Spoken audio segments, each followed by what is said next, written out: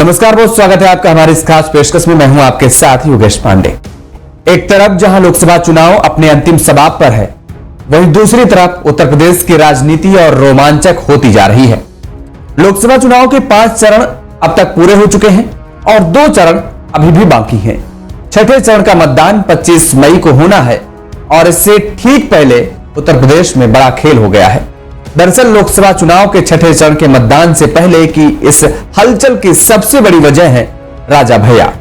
दरअसल चुनाव के छठवें चरण में उत्तर प्रदेश की जिन सीटों पर मतदान होना है, उनमें से एक प्रतापगढ़ की सीट भी शामिल है। वहीं बुधवार को राजा भैया के प्रभाव वाले क्षेत्र प्रतापगढ़ से एक ऐसी खबर आई है जो यूपी के सियासी पारे को और भी हाई करेगी। दरअसल रघुराज प्रताप सिंह उर्फ राजा भैया की पार्टी जनसत्ता दल लोकतांत्रिक ने समाजवादी पार्टी को समर्थन देने का बड़ा फैसला कर लिया है। राजा भैया के इस कदम को सपा के लिए संजीवनी की तरह देखा जा रहा है। वहीं यह भी कहा जा रहा है कि इससे बीजेपी की टेंशन बढ़ सकती है और वो टेंशन में आ भी गई है। दरअसल यूपी की सियासत में अपनी दमखम रखने वाले प्रतापगढ़ जिले के कुंडा से विधायक और जनसत्ता दल लोकतांत्रिक के मुखिया रघुराज प्रताप सिंह उर्फ राजा भैया ने अपनी अंतिम चाल चलते हुए मिर्जापुर लोकसभा सीट पर समाजवादी पार्टी को समर्थन देने का ऐलान कर दिया है। और माना जा रहा है कि राजा भैया का यह ऐलान न केवल मिर्जापुर सीट पर ही बल्कि भारतीय जनता पार्टी को नुकसान पहुंचाएगा, इसके साथ पूर्वांचल की कई सीटों पर भी नुकसान बीजेपी को सहना पड़ सकता है। जिन सीटों पर बीजेपी को अब नुकसान हो सकता है उनमें प्रतापगढ़, जौनपुर, मिर्जापुर और इलाहाबाद की सीट शामिल है। आपने देखा होगा कि बीते कुछ दिनों से एनडीए के नेता राजा भैया पर हमलावर नजर आ रहे थे, जिसमें केंद्रीय मंत्री अनुप्रिया पटेल और रामदास अठावले शामिल हैं।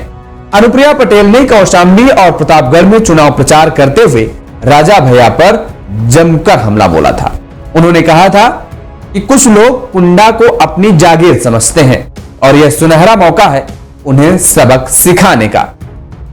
से पैदा नहीं होता, ईवीएम के बटन से पैदा होता है।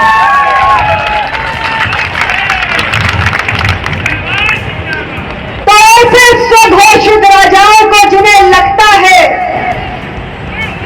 कि कुंडा हमारी जागीर है, उनके भ्रम को तोड़ने का अब आपके पास एक बहुत बड़ा सुनहरा अवसर आ चुका है। मैं आपसे कहना चाहती हूं कि इस बार 26 मई को आप ईवीएम का बटन दबाने जाएंगे तो याद रखिएगा कि इस देश के अंदर अब केवल मतदाता ही सर्वशक्तिमान है और राजा या रंग बनाने का काम सिर्फ मतदाता भाइयों के हाथों में है। वही बीते बुधवार को रामदास अठावले ने अनुप्रिया पटेल के बयान को सही ठहराते हुए राजा भैया पर जमकर निशाना साधा और ऐसे में अब अटकलें लगाई जा रही थी कि राजा भैया के खिलाफ बयानबाजी बीजेपी को भारी पड़ सकती है। और अब हुआ भी वही। हम आपको यह याद दिला दें कि कुछ हफ्ते पहले राजा भैया और केंद्रीय गृह मंत्री अमित शाह के साथ एक मुलाकात भी हुई थी। तब अटकलें लगाई जा रही थी कि बीजेपी को राजा भैया का साथ मिल सकता है, लेकिन मुलाकात के कुछ दिन बाद ही राजा भैया ने अपने समर्थकों के बीच ऐलान कर दिया कि वो अपने स्वविवेक से उम्मीदवार को वोट दें। तो ऐसे में अब समाजवादी पार्टी को राजा भैया का साथ मिलना किसी बड़े फायदे से कम नहीं है, क्योंकि अब यूपी के जिन 27 सीटों पर मतदान बाकी है वहां क्षत्रिय मतदाता प्रभावी हैं और राजा भैया ठाकरों के बड़े नेताओं में से एक हैं। राजा भैया की पार्टी भले ही एक भी लोकसभा सीट पर चुनाव नहीं लड़ रही हो, लेकिन चुनावी चर्चा में लगातार बने हुए हैं और यही उनकी ताकत का एहसास कराता है। अब सवाल यह उठता है कि सपा के लिए आखिर क्यों जरूरी है राजा भैया का समर्थन। तो इसे कुछ ऐसे समझिए।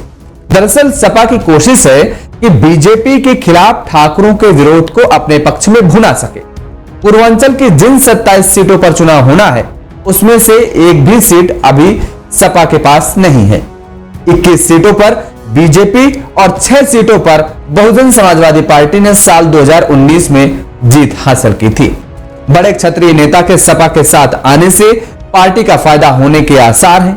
राजा भैया ने बीते दिनों कौशांबी में सपा प्रत्याशी पुष्पेंद्र सरोज से भी मुलाकात की थी और इसके बाद से सपा का दावा था कि वह कौशांबी सीट पर जीत हासिल करेगी।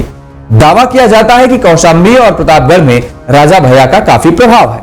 इस चुनाव में उन्होंने अपनी पार्टी से कोई कैंडिडेट नहीं उतारा है और अब सपा को उम्मीद है कि राजा भैया के समर्थन से वो इस चरण की सियासी नया पार लगा सकती है। बहरहाल जनता अब किसकी नया पार लगाएगी और किसकी डुबोएगी, ये तो 4 जून को ही पता चल पाएगा। मेरे साथ फिलहाल इतना ही। आप देखते रहिए Daily 24 भारत। नमस्कार।